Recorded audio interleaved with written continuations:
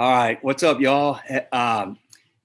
This is very exciting for me today. I have one of my favorite people on here, Emily Blount, who is in Oxford, Mississippi, at St. Leo and St. Leo Lounge, and she's been on the podcast a few times. We've talked a lot over the years, and I've gotten to know Emily and just have a lot of respect for her and admire what she's done. And a busy lady, and I appreciate you taking the time to do this today, Emily. Thank you.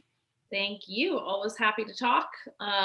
Miss you when we don't for a while. So Yeah. good to be back at it. And actually, you'll appreciate this. I have two computers up right now. And when I was waiting to get on, I was literally checking my time off request reports on schedule.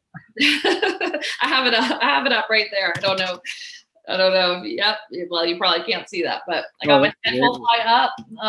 It's an awesome tool. Use it every day. Oh, that's so nice of you. That was not a. No, it really wasn't planned, but I really was. I really was checking those reports. Well, okay. Well, actually, that's an interesting thing. We don't have to get into schedule fly, but we could. I would like to know, like, are you having to deal with a lot more of that now? The time off requests and last minute, like somebody's been exposed to somebody with COVID, or what's going on down there in Oxford with all this stuff?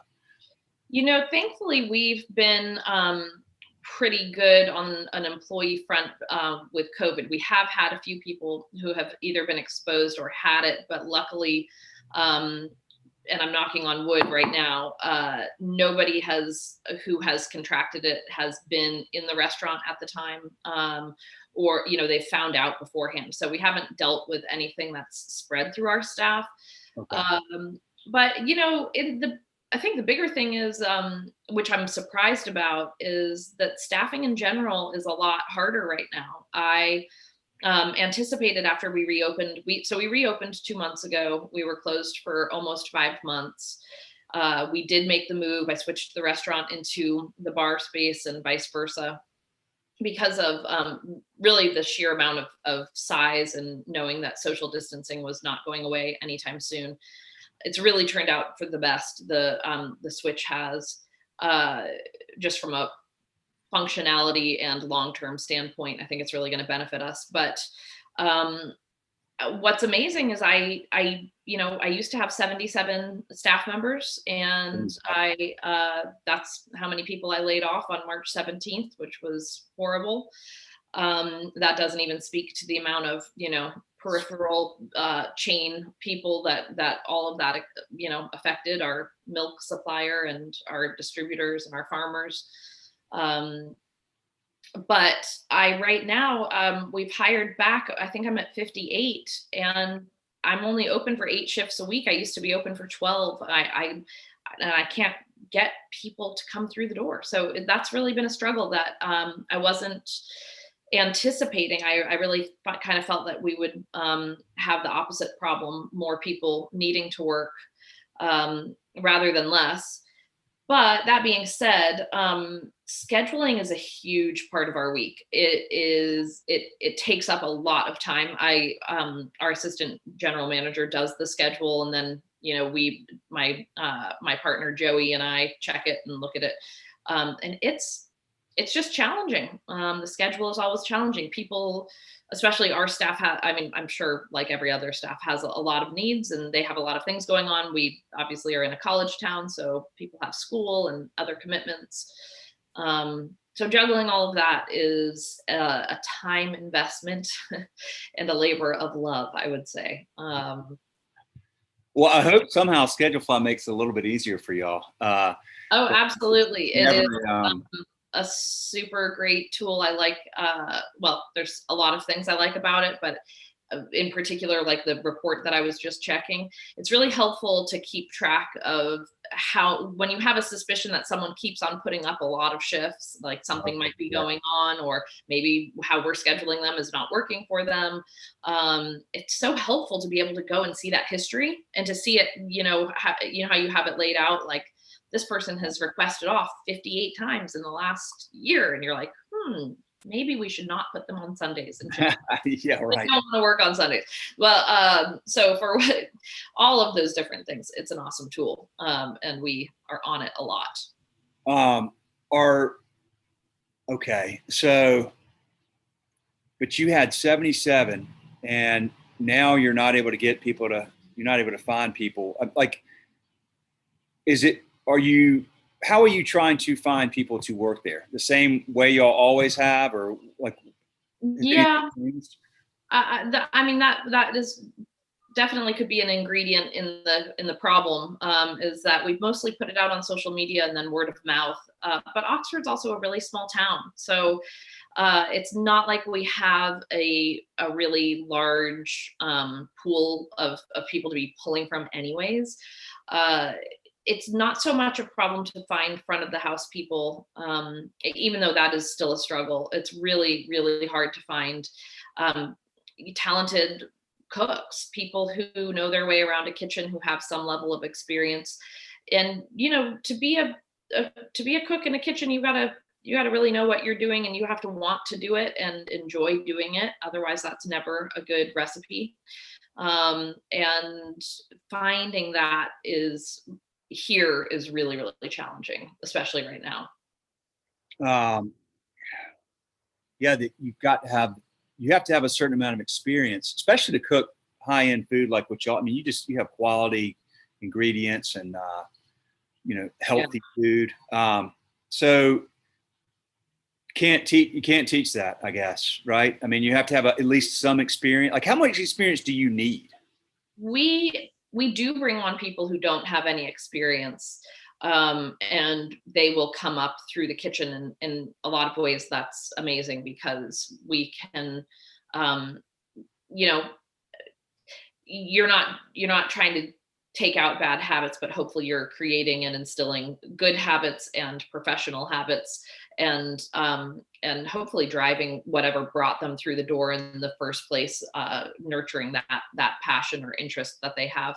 So we do that, but it's generally it's a long process. And for some of the roles that we have, like our saute cooks and stuff, that's too hard. It takes a while to get to that place. So if you have experience, you could come and you could learn that position. If you have no experience, you're going to start out, you're probably going to start out washing dishes, and then you're going to move to the pantry position and prep and all of that as you take that all in and move along in that way. So for us right now, anybody out there watching, we're looking for experienced line cooks. We're looking for experienced saute. That's the hardest Yeah. position in our spot, and pizza too.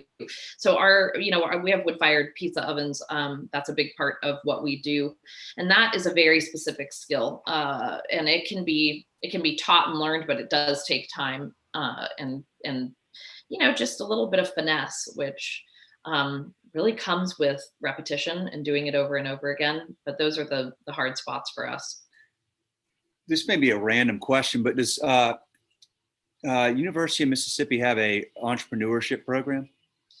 They have an MBA program. They have a hospitality program. Oh, they do. Okay. They do, but we've been a little bit in touch with them over time, but not in as much touch as one would expect. And you're reminding me that I probably need to reach out to them more frequently. I don't know, enrollment also right now is really down, as I'm sure it is in colleges and universities across the country, and the world, I suppose. So I'm sure that that's also part of what's driving this hard spot for us, is that there's just not as many people here in town. Yeah, it seems like the gosh, if you haven't somebody in that hospitality program, is the pitch like, hey, even though you may not have planned to be a cook, come cook, we'll teach you how the restaurant, like trade-off is you make some money, but you will learn how the restaurant business really works and how to run a restaurant. I always find that to be, it's great to, and this is true with like almost anything. You go to college and you learn in theory how things work. I'm sure you learn a ton about that in the hospitality, but boy, in the going and doing it's just, next level. Really going to understand how a restaurant works until you run a restaurant, Sure. no matter what your level of education may be. But But And every restaurant is different. Every system is different. Even us making this move, the kitchen is totally and completely different from the teeny little postage stamp that we had at the original St. Leo building. The front of the house is different because it's so much bigger, and the facility in general is so much better. But we're still, we've only really been functioning out of there for 8 weeks, and we're definitely working out all of the kinks all the time. Sometimes when you have something that's so small, there's just so many fewer options. So it's written for you the way that you have to make it happen. And when you have more space, that's definitely one of the new challenges that we've been facing, which is like, all right, what's the best use of this space? How do you make it the most streamlined and efficient and accessible? All of those fun problems that we like to solve. Do you know Ari Weinswig, who has Zingerman's in Ann Arbor, Michigan? I know of them. You're not the first. You're not even like the 8th or 10th person I think that's mentioned them. Almost makes me want to go there. Like, and just, they're amazing. He's amazing. Why? What are they doing that's so unique and special there? I don't know much about them. I just keep hearing about them. That is a broad question that I will attempt to answer. But just to say, they have 12 laws of great business. And, one of them is, with more success, you get better problems. And that's, better problems. There's always problems, but they're better problems all the time. And I guess that's what I'm referring to when I'm talking about, like, now you have space and you're like, okay, what do I do with it? I will tell you that. So the year that I opened St. Leo, 2016, I guess it must have been, that fall of 2016, I met this man and his partner sitting at table 3 at the original St. Leo, struck up a conversation with them, had a lot to say and a lot in common, and just a natural connection. That was Ari and his partner, Tammy, who is also from the San Francisco Bay Area, where I'm from. And he is just an incredibly generous spirit. And we've had a friendship, and I'm sure a lot of people consider him a mentor in some way, shape, or form, but I definitely do. And so then I started reading his books. He's written a lot of books on business. Okay. And I've been out to see Zingerman's and do one of their Zing Train experiences. And we've had them come and do a training for our leaders. And they've been, I guess, at it since 1982, I think, is when they opened their deli. And their business is very much focused on the people and their company culture. And I think they're a great example of people who do the right thing. It generates positivity and success on many, many levels, I would say. But highly recommend his books. And he also does little pamphlets. I'm looking around because I probably have one within arm's reach. It's like just a little farther over there.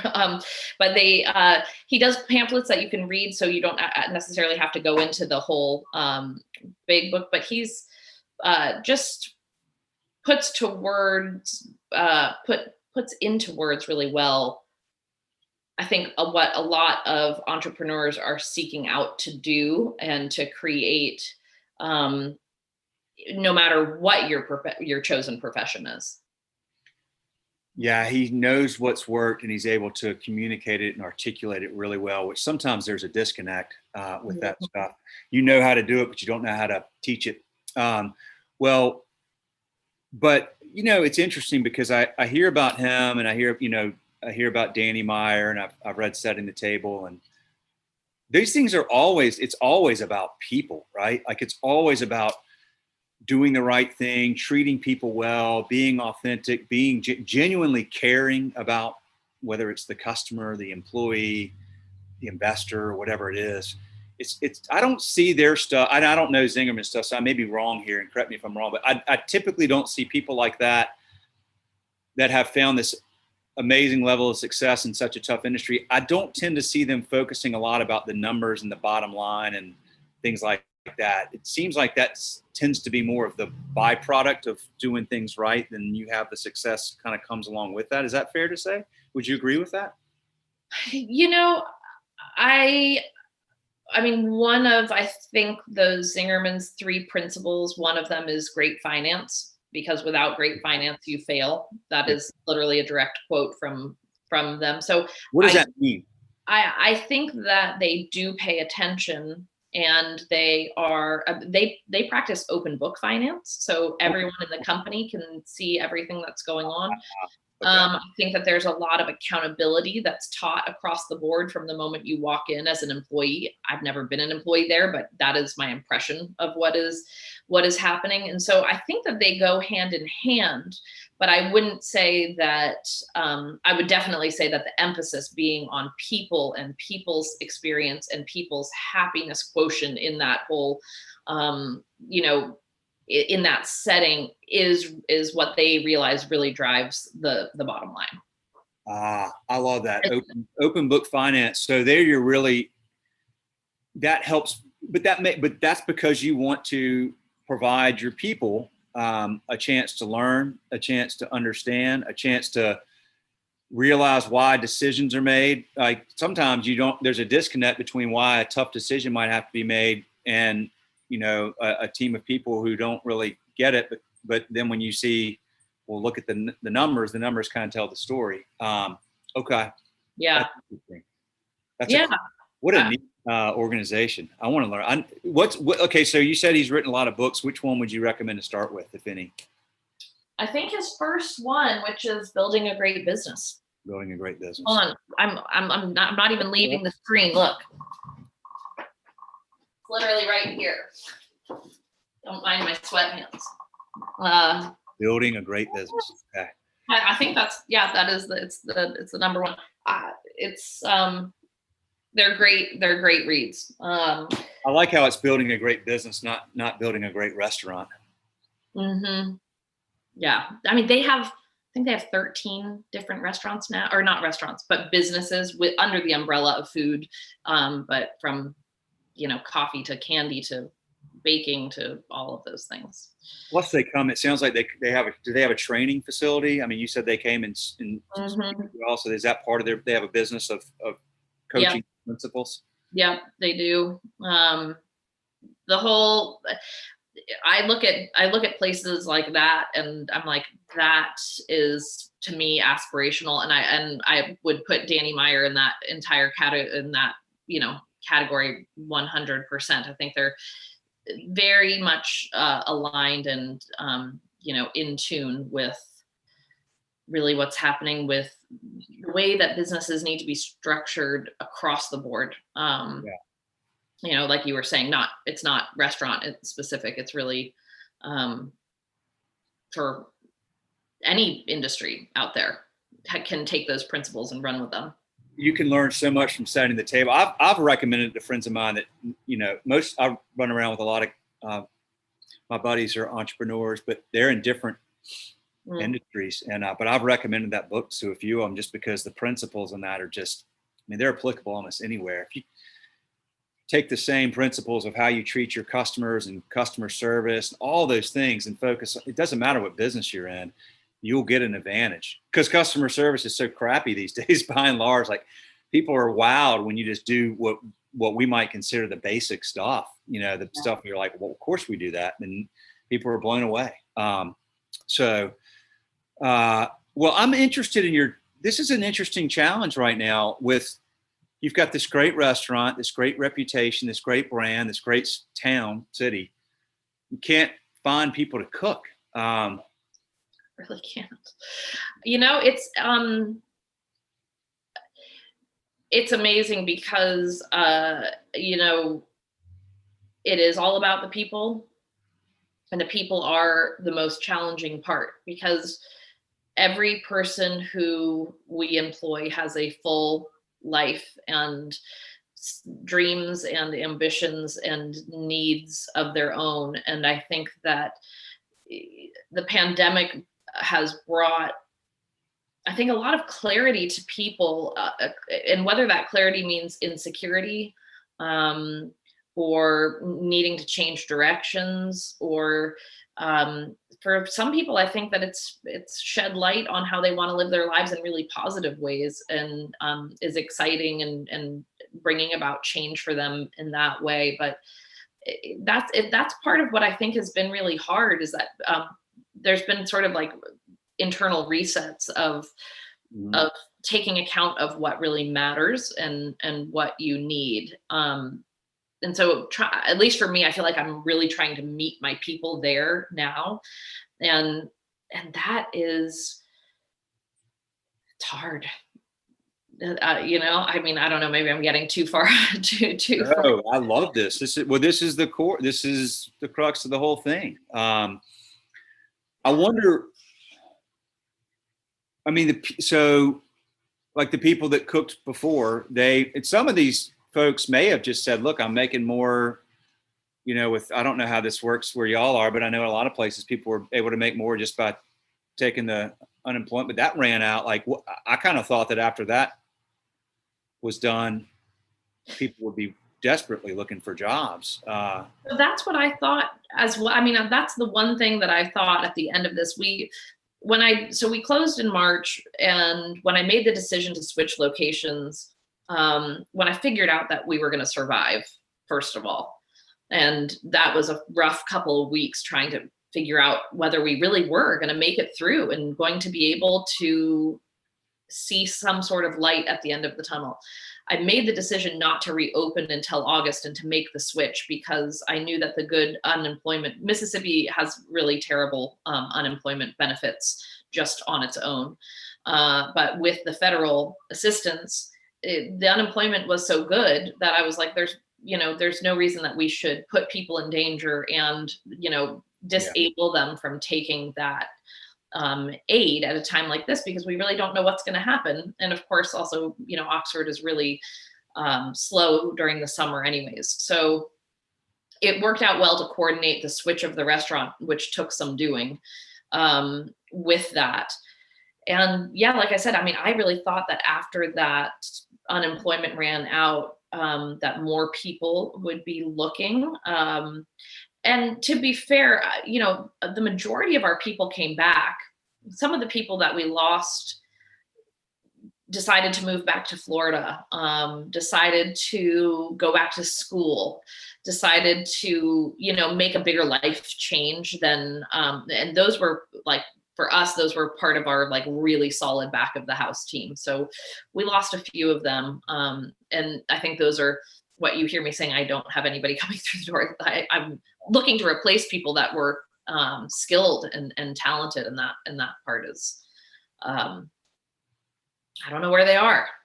I don't know mm, where they are, but I'm sending out my vibes. And if you see this here, Oxford has a great lifestyle, really great schools for your kids, um, all of that stuff. yeah, for sure. Well, yeah. I mean, this is maybe people were if they've moved away, maybe people will move there. I mean, people are probably moving more than ever, just in general now. A lot of them are moving out of the big cities. And have y'all seen an influx? I mean, I know we have here in Charlotte or North Carolina. Mhm. Um, we've had a lot of people moving to this area in the last few months that are coming from New York and the Northeast. And Mhm. you all seen that as well in Oxford? I think that the housing market, like in terms of sales, has been pretty strong, but I personally haven't seen it. I don't know off the top of my head of anybody who's moved to specifically get out of a big city, but I wouldn't be surprised if it's happening. I just personally have had my head down trying to get stuff done, so I haven't noticed that specifically. But yeah, no, I mean, I was just listening to NPR yesterday. I mean, I think from 1983 is the last time that New York has seen, like open.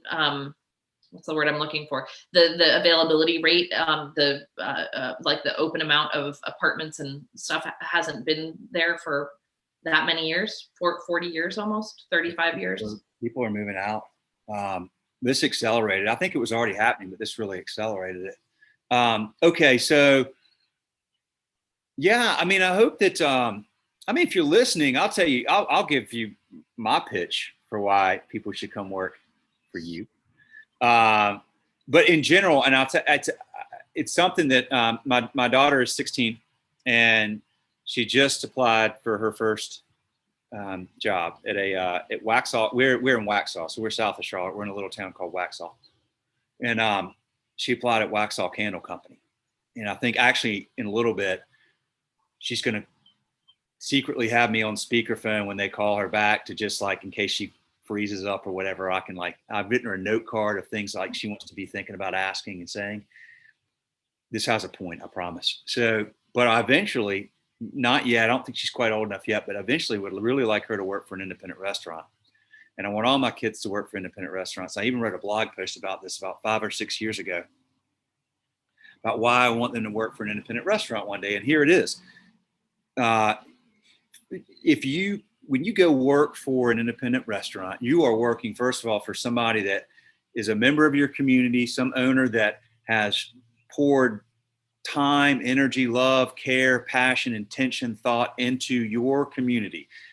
Restaurants are the first place we go. Like if we're going for a school drive or, anything where we're trying to raise money, who do we call? The local restaurant. Where do we go to celebrate some great event? The local restaurant. Where do we go to or maybe to mourn a loss as a family and we bring family together? We go to our favorite local independent restaurant. When we think about great cities and great towns, like the first thing you think of if you go, why is Oxford great? Well, they got great restaurants, they got, great music, great university. I'm like, it's always restaurants are a part of that.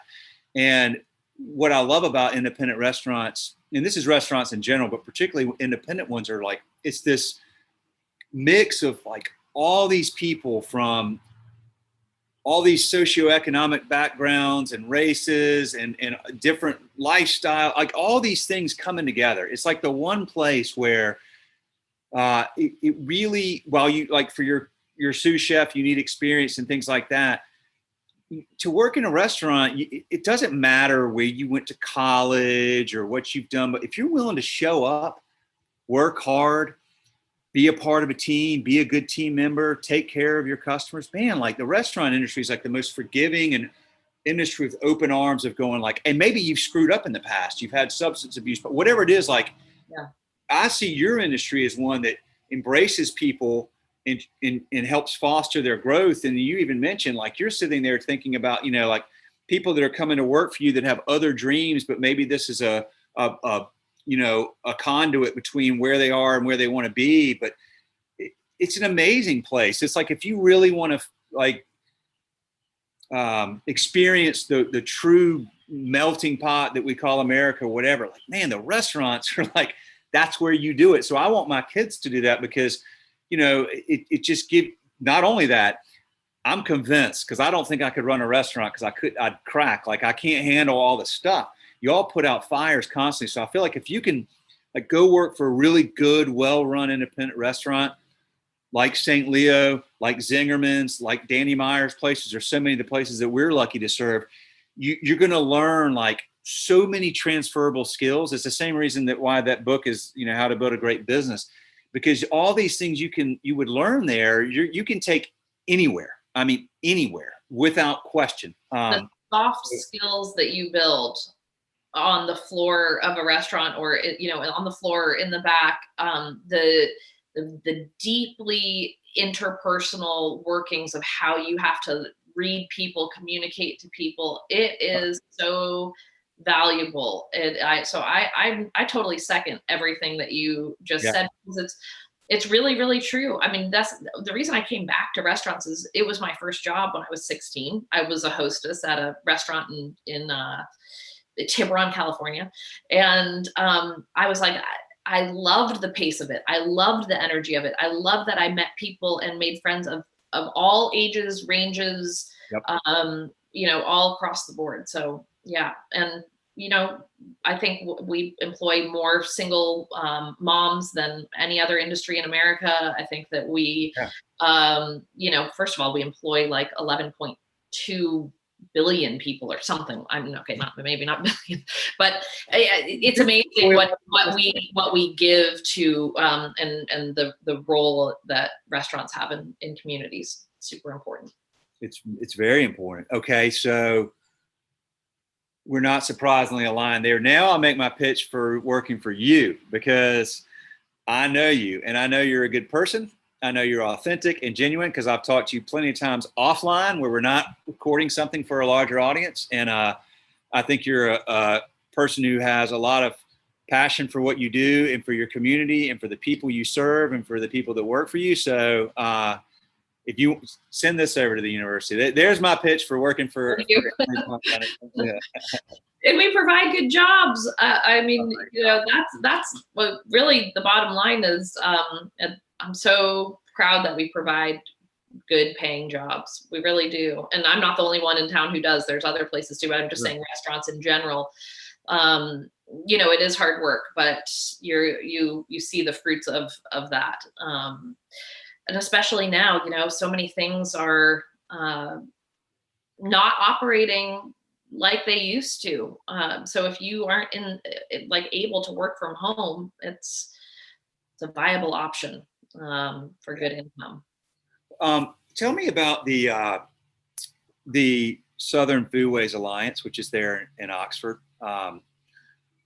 Just tell people about it. What do you like about that organization, and why do they exist? So the Southern Foodways Alliance is based out of the University of Mississippi, and it is its program is to study Southern foodways and food culture as it pertains to the South, which of course extends way farther out. They've been around for a very long time. I don't know exactly how many years. Usually actually in October each year, they have their weekend, where SFA holds its fall symposium here in Oxford. And that's been sad. It's been virtual this year, which is great. And I think the virtual aspect has been really pretty cool and accessible. But, we're just sad that one weekend out of the year, people from all over the place would come to really deep dive into one specific theme that they would pick, every year. And I think last year was about labor and food labor and what that means. I'm not exactly sure what this year's virtual symposium was based on, but for Oxford, it was amazing. All of these people come from all over the country and really dive in to looking at foodways and of course meeting and connecting. And that's how I met Ari. So that's why he was there. I meant to ask you why he was. It was in October of 2016 that they were here for the SFA weekend, and I hope that SFA has a 2021 symposium. I'm also knocking on wood. I can't tell you. My knocker is rubbing is getting worn down because I just keep on knocking on wood and hoping that 2020 can get over with.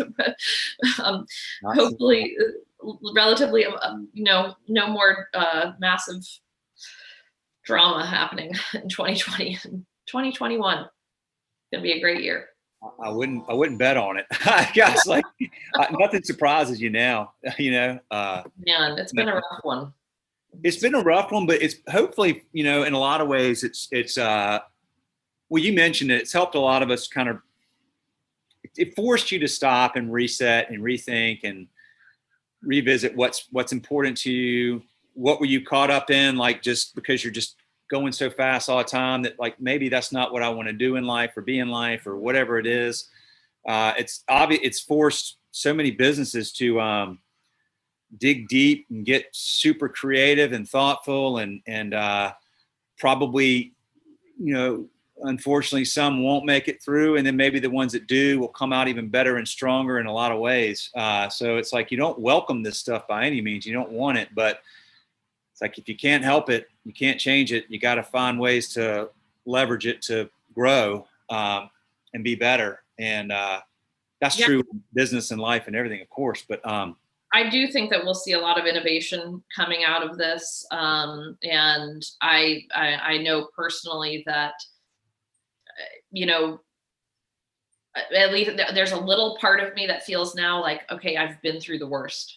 And I say that because I laid off every employee I had and closed without knowing that we were going to reopen. And, everything could always get worse, of course, but I'm like, if we can move through that and, man, talk about just resetting your priorities and being like, nope, not doing that. Okay. Yes. Focusing on this. And none of that happens overnight, even 8 weeks in, it's natural. I see a lot of ways we are slipping back into some old habits, and I'm like, oh, no, no, we gotta, 2020's been teaching us, we're not gonna go back there. So, 2020, it's one for the books, I guess we should say, because it is going to spur great innovation. It's going to, it has forced people to operate leaner, smoother. Just, you got to get on top of your game. Yes.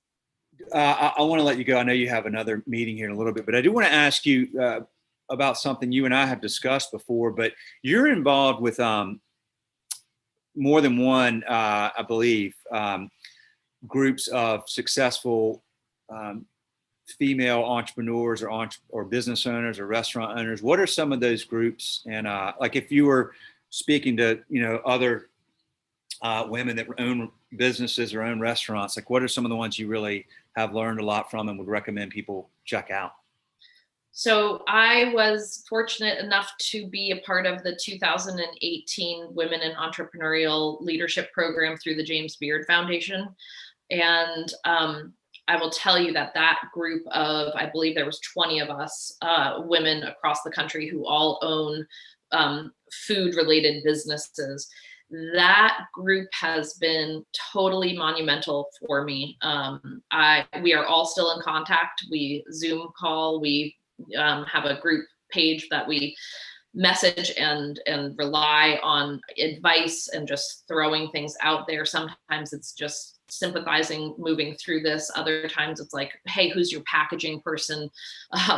Hey, how did you connect, X to Y? I reached out on our Facebook message today and said, hey, how have you streamlined your training programs and your onboarding? Do you guys have anything that has worked really well for you? So out of those women, there are so many amazing ones to be named. My friend Carrie Crow has Melt ice creams in Fort Worth, Texas, and my friend Joanna Kirkendall has a Pleasantry in Cincinnati, and also she has a wine bar and coffee bar as well. Daniela Leone has Breadfruit and Rum Bar in Arizona. And she also just launched a Big Marble Organics, which is an amazing ginger beer line. Totally sustainable, organic and fair trade and delicious. She's based out of Phoenix. Highly recommend. I'm like, oh, I wish I could grab one right now, because she sent me a box of them and they're so good. Kelly Fields in New Orleans, Willa Jean. I'm missing so many of them because they're all over. Ping Ho is in Detroit, Michigan. She has Ho and the Royce. Amazing people running great organizations and companies. And I'm very humbled to be in their presence, because I just learned so much from them. Oh, Winston-Salem. My friend Claire Calvin has The Porch and the Cantina, and Alma Mexicana, I believe is her other one. They're all weathering the storm. They're all, getting through it. And it's finding my biggest piece of advice for anybody, really. And I give this advice to myself, but whenever you're in something, running a business of whatever kind, you got to surround yourself by people who are having somewhat similar experiences, because it just really, really helps to, bounce ideas off of and talk about industry specific things that come up, and cultivate friendships and relationships and all of that. It's good stuff. So awesome. Tell your friend in Winston-Salem, if she likes coffee, to go check out Known Coffee, KNOWN, Known Coffee. Okay, I will. That's Sean Scott. He's been on this series, and he was in our second book, and he moved up from Miami. Literally, he and his wife and his 2 children moved up right in the middle of the pandemic, and opened up he had a successful coffee group down in Miami called Subculture.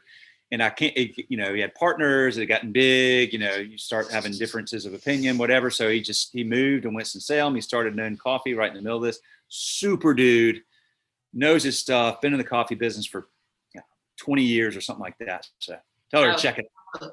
Yeah, you need to, I need to connect you with them. They might, you never know. First of all, some of them probably use Schedule-Fly, maybe. Well, Willa Dean does. I know that for sure, because I've sent them some hats before. I don't know about the other ones. I'm not sure, but yeah, tell them we're here scheduling. Yeah. I'll make a pitch for that if they want scheduling. We'll take good care of them. Yes, you will. Yes, you will. Well, it's really good to see you. Nice to see you in person. Usually we're just talking over the phone. So good to see your face, and take it easy. And we'll talk again soon. Count on it. It's good to see you. Y'all take care. Tell your team hello, and I'll get some more hats and some headbands your way. We just got some fly headbands. They all love it. They all love it. All right. We'll see you soon, Will. See ya. Bye. Thanks.